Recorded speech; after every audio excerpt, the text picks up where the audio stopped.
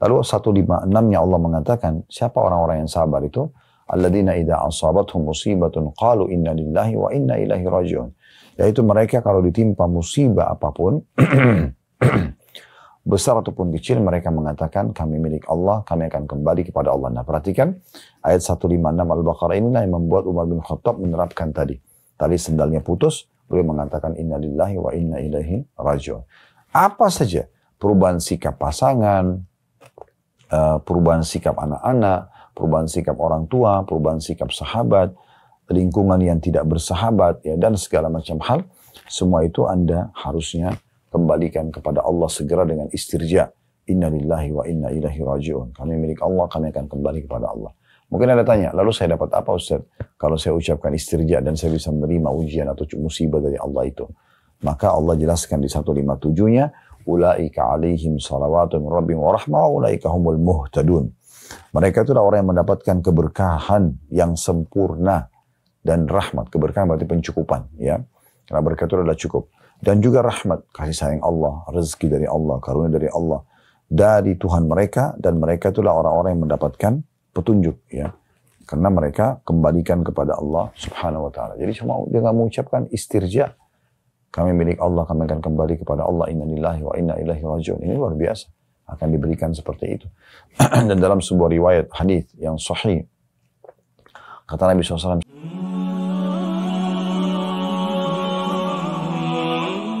jadi itu, apapun yang menyakiti kita, besar ataupun kecil, dianggap musibah. Dianggap ujian. Nah, judul kita adalah definisi musibah itu sendiri. Kemudian dan janji Allah bagi yang mengucapkan istirja, ya, ketika ditimpa musibah. Oleh karena itu sangat tepat kalau dimulai dengan, ya, definisi musibah itu sendiri. Jadi apapun yang membuat Anda tidak senang, ya, maka itu termasuk dalam musibah, ya. Dan kita harus paham poin ini, ya, karena biasanya orang-orang menganggap musibah itu kalau ada kematian saja atau kejadian-kejadian besar. Tapi dalam pemahaman agama Islam justru apa saja yang membuat Anda tidak senang, besar ataupun kecil, disilakan dengan musibah. Makanya penulis berkata setelahnya, teman-teman sekalian, di halaman 23, bagi yang pegang bukunya, besar maupun kecil, setiap yang tidak disukai oleh umumnya manusia dinamakan musibah. Mulai dari putusnya tali sendal, ya, hingga musibah agama yang terbesar. Ketika tali sendal Umar bin Khattab radhiyallahu anhu putus, maka ia istirja. Dia mengatakan inna lillahi wa inna ilaihi raji'un. Lalu berkata, setiap hal yang membuatmu tidak senang adalah musibah. Ya. Jadi kita bisa lihat ini pelajaran penting yang luar biasa, ya. Bagaimana Umar bin Khattab radhiyallahu anhu memberikan gambaran kepada kita tentang definisi musibah sekaligus apa yang harus kita kerjakan. Maka beliau memberikan gambaran pada saat tali sendalnya putus saja, hal yang sederhana. Dia tinggal ganti sendal misalnya.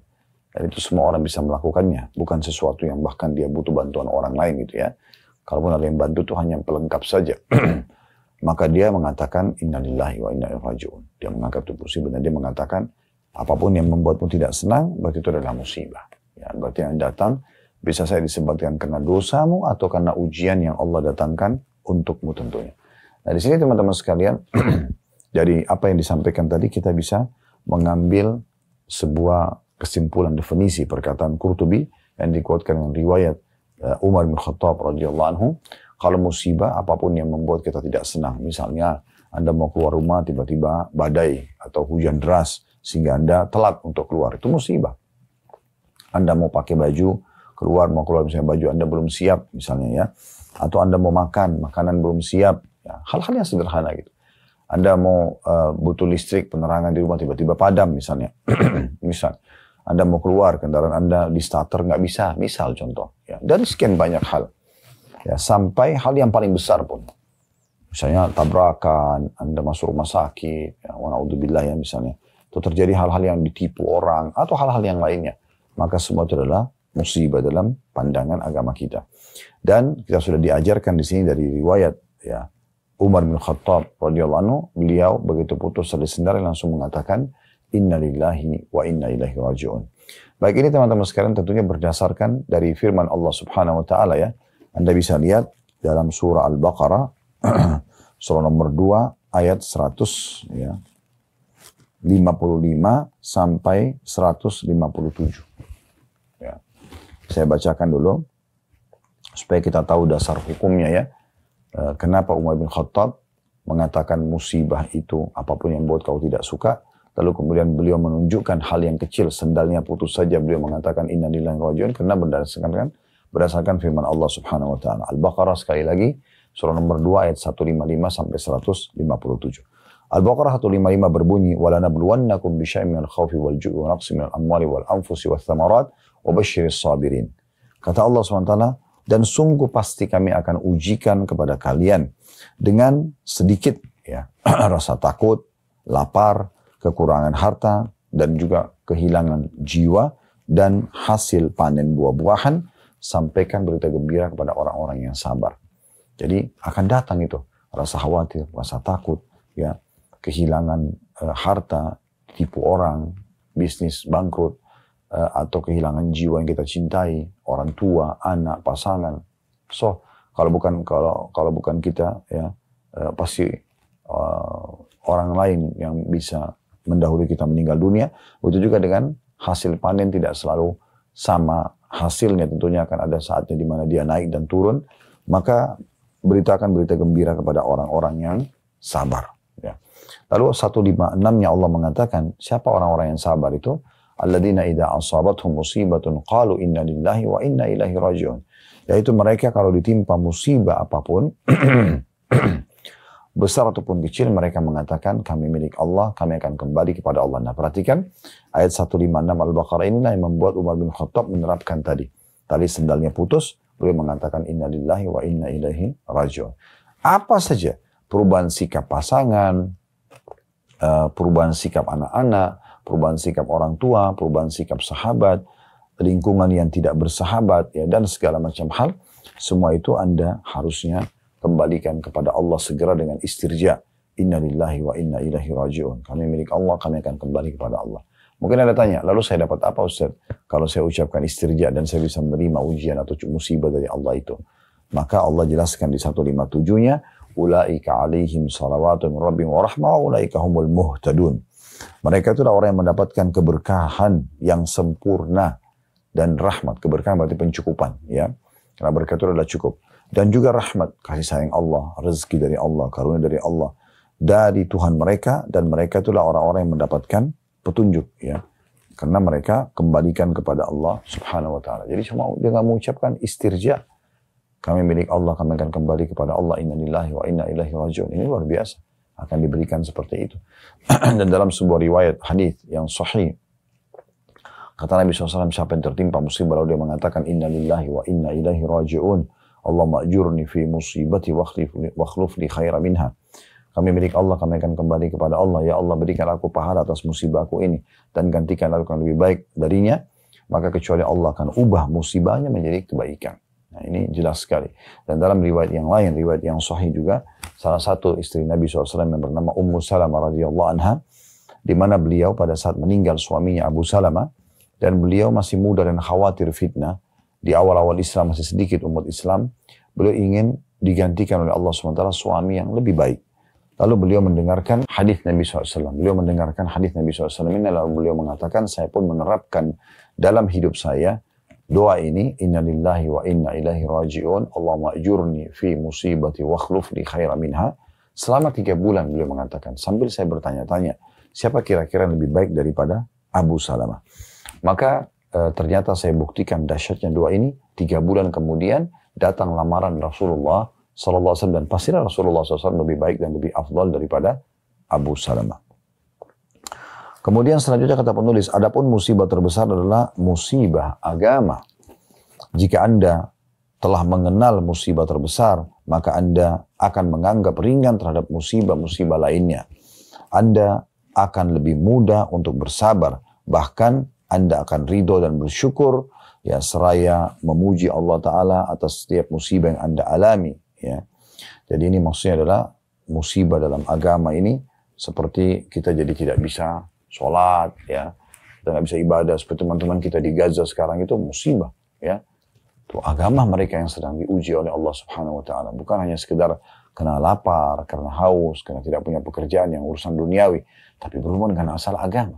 Masjid mereka dihancurkan, rumah mereka dihancurkan, mereka jadi tidak bisa ibadah, mereka kehilangan jiwa-jiwa orang yang mereka cintai misalnya. Mereka mau makan tidak bisa. Semoga Allah berikan mereka pertolongan. Dan semoga Allah maafkan atas kekurangan kita dalam menolong mereka. Subhanallah, ya. Mereka sangat tertindas di sana. Dan semoga Allah gerakkan para pemimpin-pemimpin muslim untuk membela kaum muslimin di sana yang sedang tertindas dan memberhentikan kezaliman orang-orang Yahudi dan Zionis ini, di mana mereka betul-betul melakukan pelanggaran yang luar biasa. Satu dunia hampir sepakat mengatakan ini bukan perang. Kalau perang, jelas di depan mata. Seorang serdadu, satria, prajurit melawan prajurit yang lain. Oke, itu nggak ada masalah. Terjadi di masa Nabi SAW. Tapi tentara, prajurit melawan masyarakat sipil, wanita, anak kecil, dan para orang-orang Yahudi berbangga mengatakan pada saat membunuh anak kecil Yahudi, saya baru membunuh 2 orang, saya baru membunuh 3 orang pada hari ini, dan saya telah membunuh seorang teroris. Bagaimana bisa dia dengan gampangnya menuduh anak bayi itu sebagai seorang teroris? Hanya karena mereka memperjuangkan akan mendapatkan tanah mereka kembali yang sedang dijajah oleh orang-orang penjajah ini. Itu sangat unik, ya. Kita pun di Indonesia mungkin kita tidak akan menerima kalau orang-orang Belanda dulu mengatakan kata-kata itu. Bantai saja misalnya masyarakat Indonesia, karena nanti akan lahir para teroris-teroris di situ. Mana bisa kita terimain? Nah, mereka yang datang menjajah kok. Kan gitu, nggak mungkin.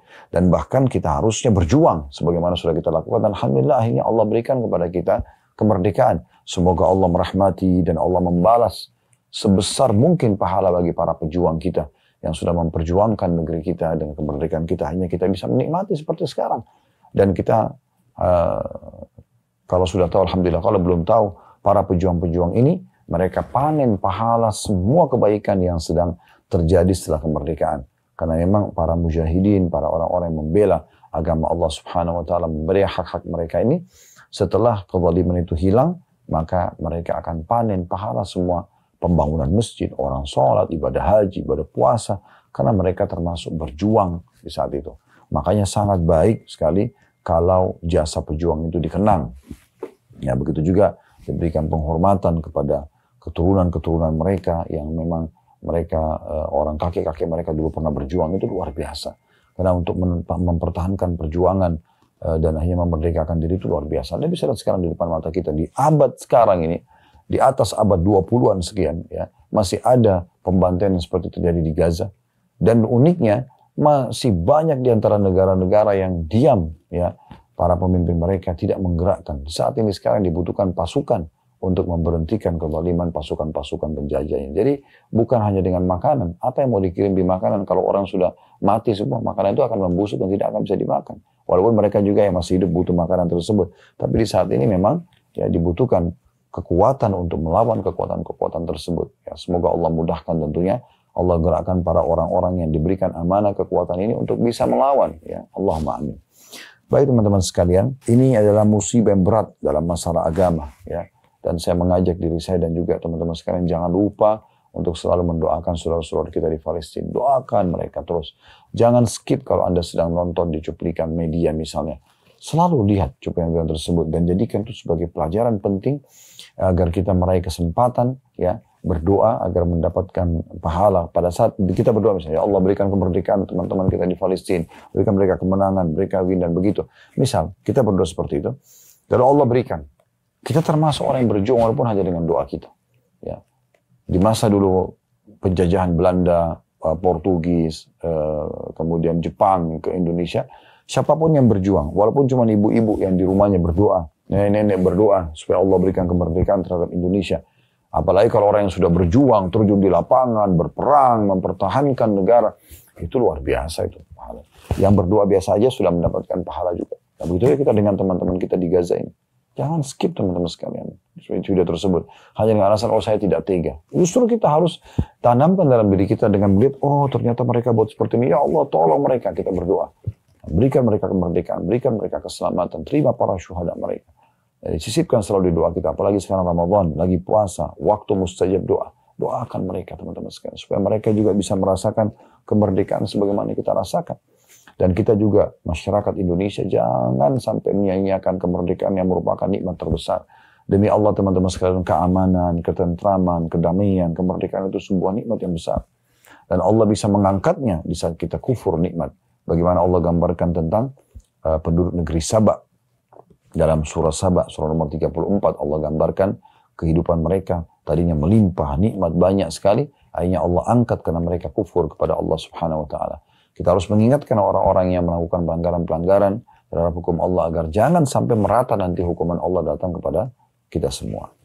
Baik, selanjutnya teman-teman sekalian, ya, termasuk dalam musibah agama, selain kita misalnya dijajah tadi segala macam, adalah orang yang jauh dari agama itu sendiri. Itu musibah. Ya. Anda misalnya malas sholat, malas tidak mau tutup aurat, malas belajar agama, itu musibah. Musibah yang berat sekali, itu musibah yang paling berat. Jauhnya seseorang hamba dari Allah, dari agama Allah, dan akhirnya nanti dia akan rugi dan menyesal di akhirat. Itu luar biasa. Ya. Itu musibah yang besar.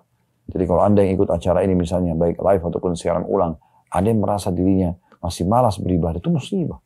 Ya, Anda harus minta kepada Allah subhanahu wa ta'ala, dan selalu ucapkan doa yang Nabi SAW ajarkan kepada Mu'adz bin Jabal radhiyallahu anhu dalam hadis Bukhari. Kata Mu'adz bin Jabal, pernah saya sedang berboncengan dengan Nabi SAW di punggung seekor keledai, karena masa itu belum ada kendaraan kayak kita sekarang. Kemudian Nabi SAW mengatakan, wahai Mu'adz, inni la uhibbuk, wahai Mu'adz, aku benar-benar mencintaimu. Maka aku sarankan Allah tada dubura kulli shalah Allahumma inni ala dzikrika wa syukrika wa husni ibadatik. Jangan pernah kau tinggalkan selepas sholat, ucapkan doa ini. Allahumma inni, ya Allah tolonglah aku, ala dzikrika, agar selalu berzikir kepadamu, wa syukrika, bersyukur kepadamu, husni ibadatik, dan memperindah ibadah untukmu, atau menyempurnakan ibadah untukmu. Jadi kita minta agar Allah SWT tolong kita. Karena kalau Allah tidak tolong kita, jadi tidak bisa beribadah. Kita jadi malas beribadah. Ya, beruntunglah orang yang digerakkan hatinya, apalagi 10 terakhir Ramadan sekarang, mereka lebih giat beribadah, memaksakan diri, dan hari-hari ini adalah hari-hari begadang, di mana kita beribadah, sujud, berdoa kepada Allah subhanahu wa ta'ala. Selanjutnya kata penulis, Ibnu Abid Dunya meriwayatkan dari Syuraih, ia berkata, sesungguhnya aku diberi musibah, lalu aku memuji Allah azza wa jal karena 4 alasan. Ya, ini jadi Ibnu Abid Dunya meriwayatkan dari Syuraih. Syuraih ini Syuraih Al-Qadhi. Syuraih Al-Qadhi ini seseorang yang sangat terkenal dengan kesolehannya. Beliau menjadi hakim itu dari masa Umar bin Khattab, masa Uthman bin Affan, Ali bin Abi Thalib, Muawiyah bin Abi Sufyan, dan juga Muawiyah bin Sufyan, kemudian Yazid bin Muawiyah. 5 raja muslim, dia hakimnya. Ya, ini luar biasa nih. Untuk satu seluruh kerajaan Islam yang sangat luas di masa itu. Karena di masa Umar bin Khattab dan seterusnya, itu sebagian besar wilayah Persia, wilayah Romawi, Jazirah Arab, semua tunduk di tangan kaum muslimin. Maka Syuraih terkenal dengan Syuraih Al-Qadhi, Syuraih yang hakim, yang sangat adil. Dan beliau terkenal dengan kesolehannya. Salah satu yang beliau mengatakan, sesungguhnya kalau aku ditimpa musibah, aku masih memuji Allah. Karena 4 alasan. Yang pertama beliau mengatakan, karena musibah itu tidak lebih besar dari ini. Ya. Karena musibah itu tidak lebih besar dari ini. Ya. Karena yang kedua, karena Allah memberiku rezeki kesabaran atasnya. Dan yang ketiga, aku diberi taufik untuk istirja, sehingga aku mengharapkan pahala atas musibah tersebut. Dan yang keempat, karena musibah ini bukan musibah yang menimpa agamaku. Ya. Jadi di sini beliau mengatakan kalau aku ditimpa musibah, aku masih bisa bersyukur kepada Allah karena 4 hal. Yang pertama, karena musibah itu tidak lebih besar dari musibah yang lainnya.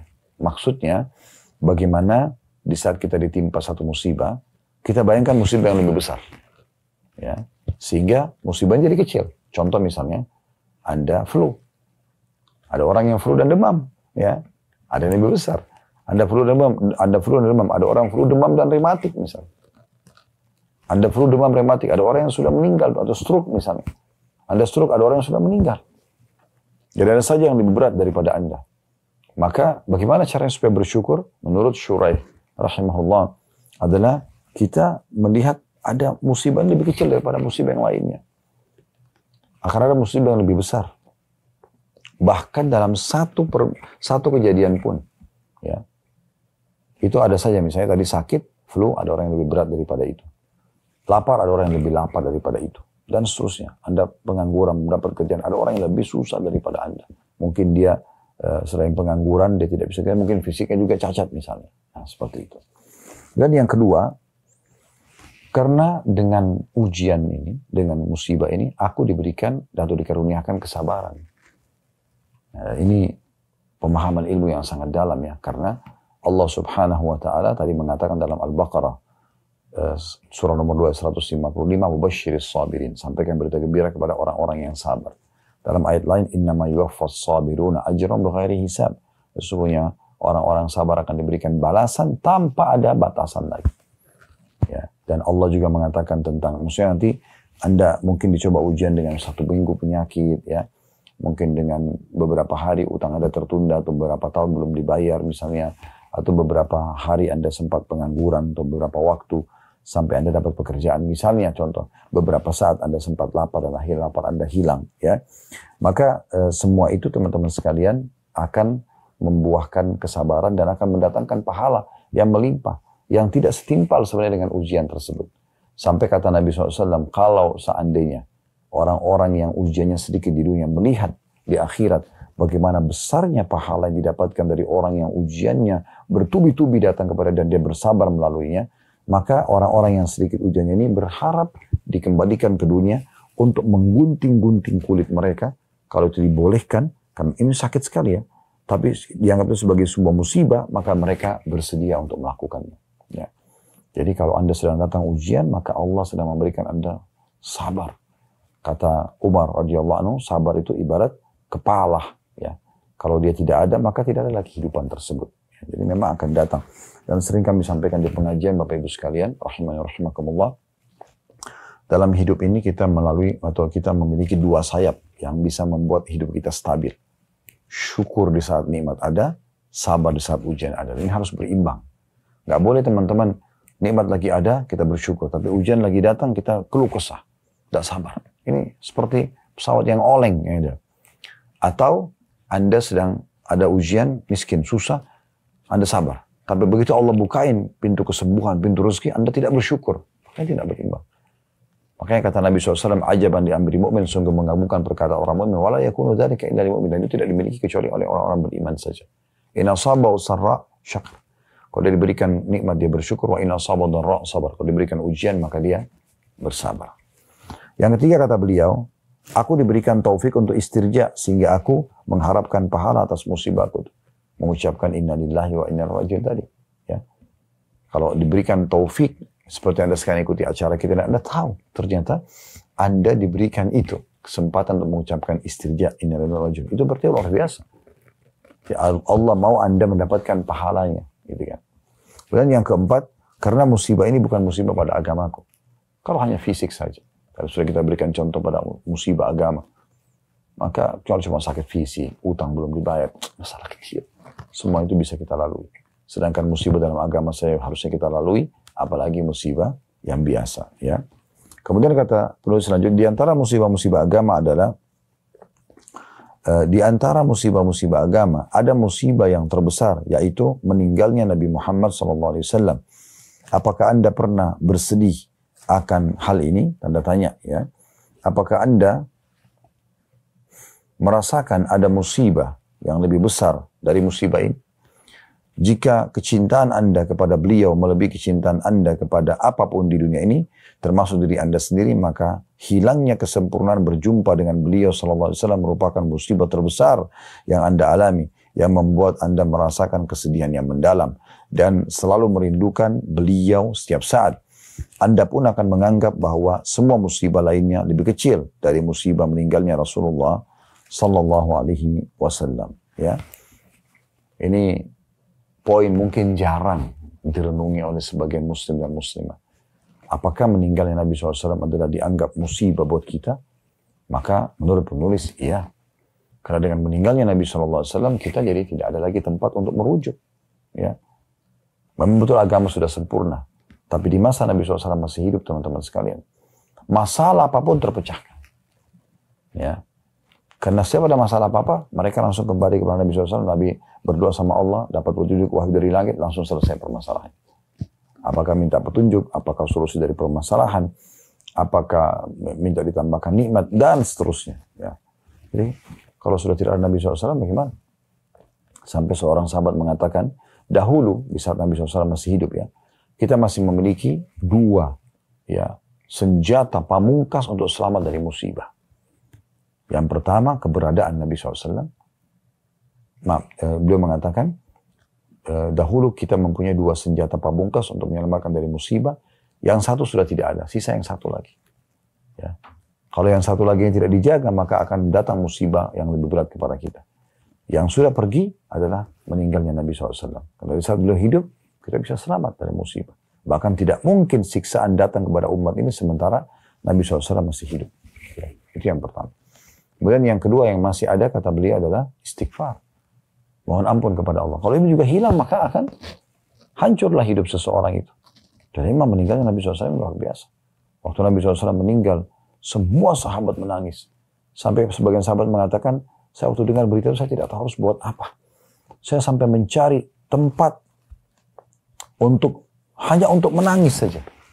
Ya, karena saya tidak tahu harus berkata apa. Mereka sedih sekali dengan meninggalnya Nabi SAW. Ini musibah besar bagi umat. Di masa itu aja mereka sedih, di masa sekarang pun kita bisa sedih. Karena kita pun merindukan ingin melihat wajah beliau yang mulia, yang tampan. Kita juga ingin mendengarkan suaranya yang merdu. Kita juga ingin menjamah tangannya yang lembut, SAW. Kita juga ingin dinasehatin oleh beliau. Kita juga ingin dirangkul oleh beliau. Kita juga ingin berjuang dengan beliau. Kita juga ingin menjadi kerabatnya, menikahkan anak-anak kita dengan beliau atau saudari kita. Atau kita pun misalnya menikah dan melamar daripada anak-anak beliau di masa beliau masih hidup, SAW. Tapi semua itu sudah tidak ada. Tidak ada peluangnya. Kesempatan sudah hilang karena beliau sudah meninggal dunia. Makanya musibah luar biasa bagi umat dengan meninggalnya Nabi SAW. Tapi kita harus menerima karena ini ujian dari Allah Subhanahu wa ta'ala. Tinggal bagaimana kita harus betul-betul menjaga ajaran-ajaran beliau dan warisan beliau sebagai bentuk cinta kita kepada beliau. Tapi tetap saja kita menganggap meninggalnya beliau musibah buat kita. Karena kita tidak bisa melihat beliau. Dan kita terus rindu agar Allah SWT pertemukan kita dengan beliau nanti. Selalu lakukan amal-amalan yang memang membuat kita dekat dengan beliau. Seperti misalnya sponsor anak yatim.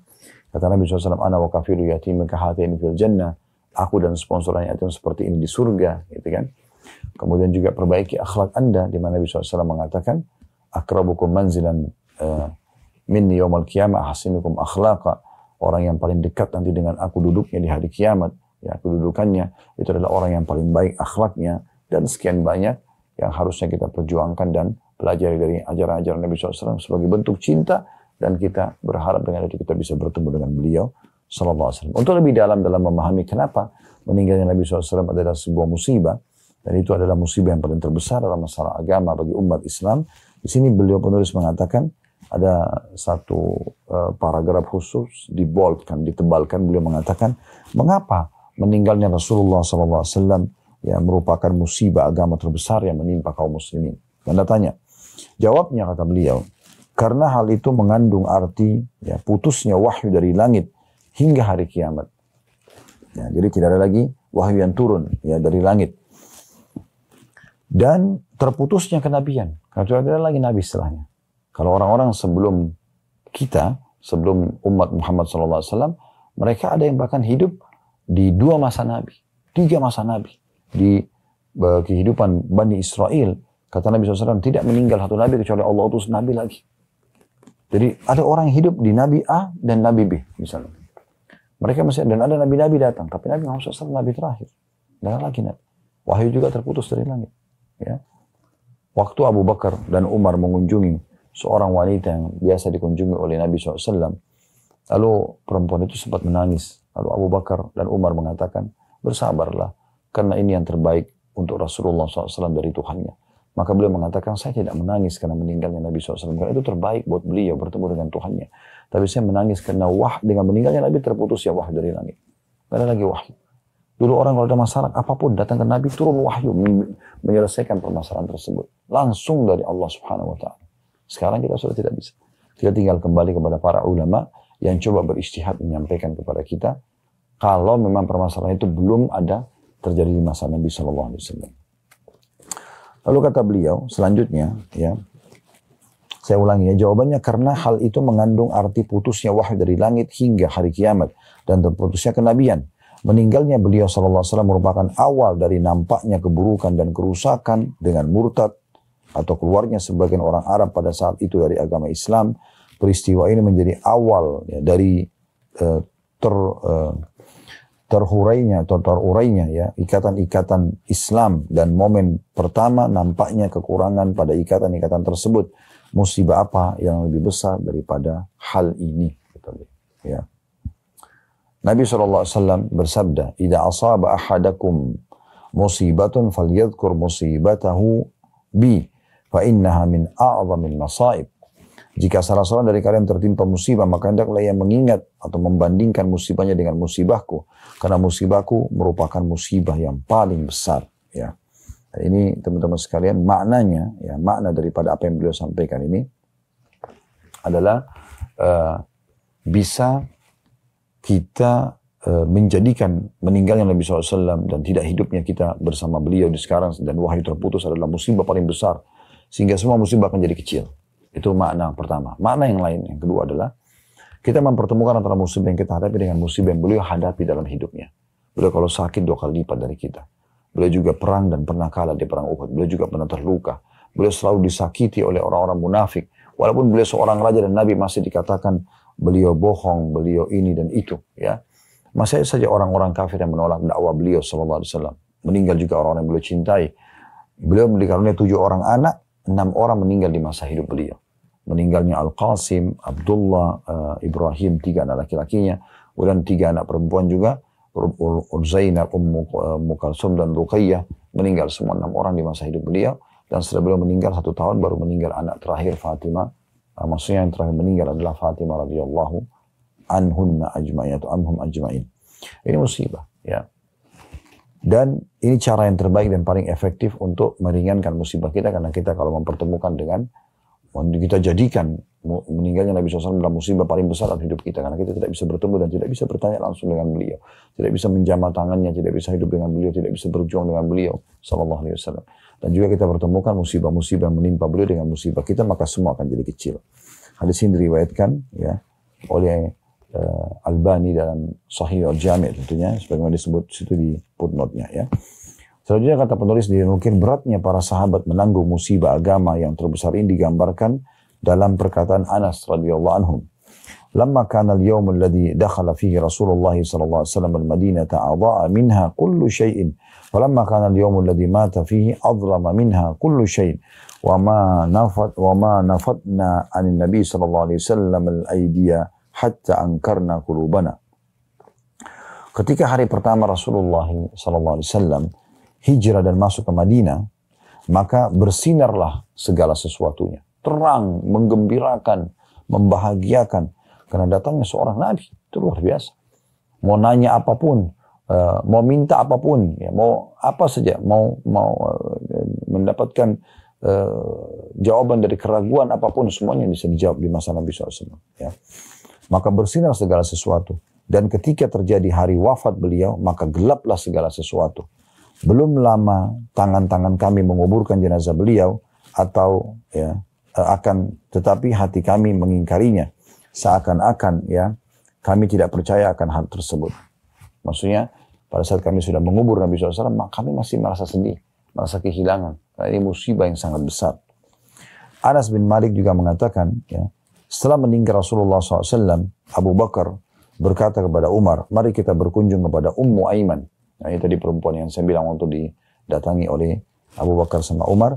Sebagaimana ya, kemudian Abu Bakar dan Umar, sebagaimana kata Abu Bakar, mari kita mengunjungi Ummu Aiman, hai Umar, sebagaimana dulu Rasulullah SAW sering mengunjungi beliau di masa hidup beliau. Sesampai di sana Ummu Aiman radhiyallahu anha menangis. Lalu keduanya Abu Bakar dan Umar berkata, apa yang menyebabkan engkau menangis? Padahal apa yang ada di sisi Allah adalah terbaik bagi Rasulullah sallallahu alaihi wasallam. Kata Ummu Aiman radhiyallahu anha, aku menangis karena wahyu telah terputus dari langit. Terputus dari langit. Maka perkataan Ummu Aiman radhiyallahu anha ini, kata penulis ya, benar-benar mengguncangkan hati keduanya, maksudnya Abu Bakar sama Umar, sehingga membuat keduanya pun ikut menangis bersama ya Ummu Aiman radhiyallahu anhum ajmain. Begitu dahsyatnya musibah ini ya, sehingga di antara orang-orang Arab banyak yang murtad karena dianggap Nabi sudah meninggal, tidak ada kekuatan umat Islam. Maka yang tadinya masuk Islam hanya karena rasa takut saja, mereka akhirnya banyak yang murtad ya. Allah Ta'ala menggambarkan perubahan keadaan yang terjadi sepeninggal Nabi SAW dalam firman-Nya dalam surah Al-Imran, surah nomor 3, 144. "Wa ma Muhammadun illa rasulun qad khalat min qablihi rusul, afa in mata aw qutila anqalabtum ala aqabikum, wa man yanqalib ala aqibihi falan yadurrallaha syai'a wa sayajzillahu syakirin." Yang artinya Muhammad hanyalah seorang rasul dan ya sebelumnya telah berlalu beberapa rasul. Apakah jika ia wafat atau dibunuh, maka kamu berbalik ke belakang atau murtad? Barang siapa yang berbalik ke belakang atau murtad, maka ia tidak akan merugikan Allah sedikit pun. Allah akan memberikan balasan kepada orang-orang yang bersyukur. Jadi ini musibah yang diceritakan dalam Al-Quran tentang meninggalnya Nabi SAW. Kemudian penulis mengatakan musibah pada harta ada gantinya. Dan ia menjadi tebusan dari musibah pada badan. Misalnya hilang harta, kita masih bisa kerja lagi, cari lagi harta tersebut. Ya. Dan kalau misalnya pun hilang, maka apapun dosa-dosa yang bisa menimpa badan kita bisa dihilangkan oleh Allah Subhanahu Wa Taala. Dan musibah badan menjadi tebusan bagi musibah agama. Ya. Tapi musibah agama, ia tidak ada gantinya. Maksudnya musibah badan, ya itu bisa kita mendapatkan pahala dalam gambaran agama. Tapi kalau sudah terjadi musibah dalam agama, maka itu sudah tidak ada gantinya.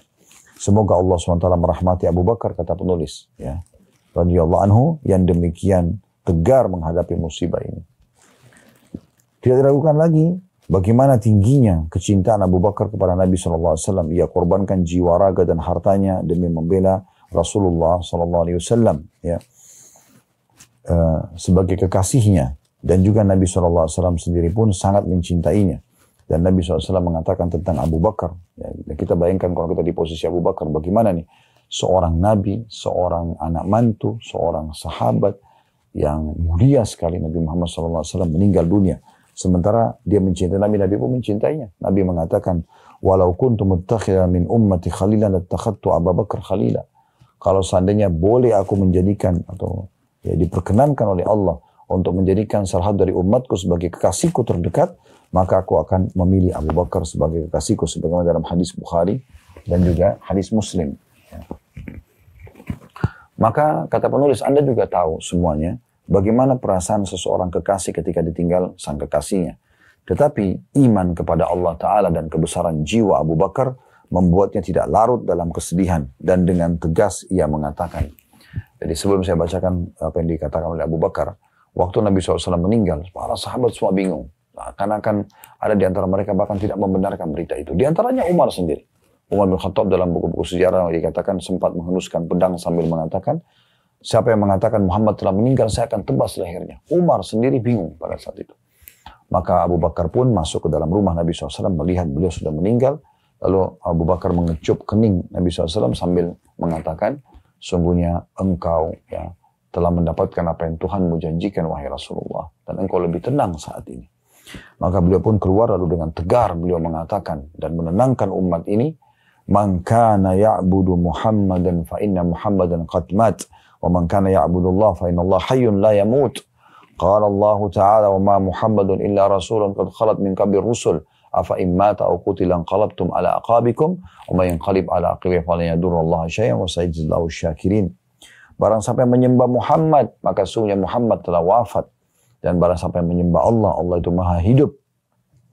Ya. Dan tidak akan pernah mati. Allah berfirman, ya. Dan Muhammad hanyalah seorang rasul, ya. Dan sebelumnya telah diutus beberapa rasul. Apakah bila dia mati atau terbunuh, maka engkau berbalik ke belakang, murtad dari agama? Dan siapa yang berbalik ke belakang, maka tidak akan memberikan mudarat sedikit pun kepada Allah, dan Allah akan membalas orang-orang yang bersyukur. Maka kita bisa lihat bagaimana luar biasanya ya Abu Bakar di sini dalam menegarkan dirinya dan menegarkan umat ini. Bahkan Umar bin Khattab mengatakan, setelah saya mendengarkan apa yang Abu Bakar ucapkan, seakan-akan saya baru mendengarkan firman Allah SWT itu. Padahal sebenarnya sudah saya hafal, gitu kan? Karena besarnya goncangan yang menimpa umat pada saat itu. Kita bisa bayangkan kalau kita hadir di saat itu, bagaimana luar biasanya sedihnya karena meninggalnya Nabi SAW. Itu musibah terbesar, teman-teman sekalian. Bukan musibah kalau hanya sekedar kita lapar, bukan musibah hanya karena misalnya ujian pada pasangan hidup, pada anak, pada rumah, pada harta. Itu kecil semuanya. Itu urusan dunia yang bisa kita laluin sebenarnya. Tinggal kita berdoa kepada Allah SWT, kita introspeksi diri. Kalau kita yang salah, kita beristighfar dan mohon supaya Allah keluarkan. Kalau kita yang benar, kita berharap Allah berikan hidayah misalnya orang-orang di sekitar kita, supaya Allah SWT selamatkan mereka. Nah, itu contohnya gitu kan.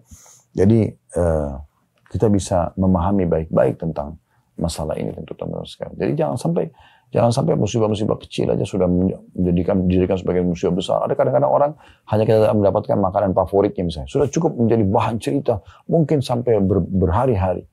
Tidak ada manfaatnya. Urusan dunia kecilkan saja. Ya, Anda tidak bisa dapat makanan itu, makan makanan yang lain. Anda tidak bisa dapat pakaian itu, beli pakaian yang lain. Urusan dunia kecil. Ya musibah itu kalau musibah agama kita. Musibah meninggalnya Rasulullah SAW, tidak lagi yang bisa memimpin umat ini. Terjadi perselisihan di antara umat karena perbedaan pendapat karena meninggalnya Nabi SAW. Andai saja beliau masih hidup, tentu saja tidak terjadi hal ini. Kan gitu. Karena pada saat itu kalau ada sahabat berbeda pendapat, Nabi SAW langsung tengahi. Wahyu turun. Ini sudah tidak ada sekarang. Ini musibah terbesar. Ya. Tanamkan dalam pikiran Anda ini musibah terbesar. Ini yang kita perlu katakan inna lillahi wa raji'un, karena kita tidak bisa hidup di masa Nabi SAW, tidak hidup di masa Nabi SAW, tidak bisa menemani beliau dan tidak bisa mendengarkan sendiri langsung nasihat beliau, walaupun kita sekarang bisa mempelajari ya. Kalau beliau ada sekarang di tengah-tengah umat, kita bisa bayangkan bagaimana amannya umat Islam, karena beliau akan mengambil keputusan dengan wahyu. Perang melawan orang kafir, langsung kita perang, gitu kan. Berdamai ya. Ada masalah apapun yang menimpa kita, tinggal ya kita bilang saja kepada Nabi SAW. Nabi langsung bisa minta petunjuk sama Allah dan turun langsung petunjuk ya dari langit. Ya, kita punya panduan hidup. Ya. Bahkan pertikaian antara suami istri di masa Nabi SAW, sahabat, Allah jadikan sebagai ayat Al-Quran. Ya. Masalah-masalah kecil langsung diselesaikan pada saat itu. Dan ini sebuah musibah yang besar. Jadikan ini sebagai musibah terbesar Anda, maka yang lain akan jadi kecil. Sebagaimana Nabi SAW tadi sudah katakan, siapa yang tertimpa musibah, pertemukan dengan musibahku, maka akan terobati musibah dia. Allahu a'lam.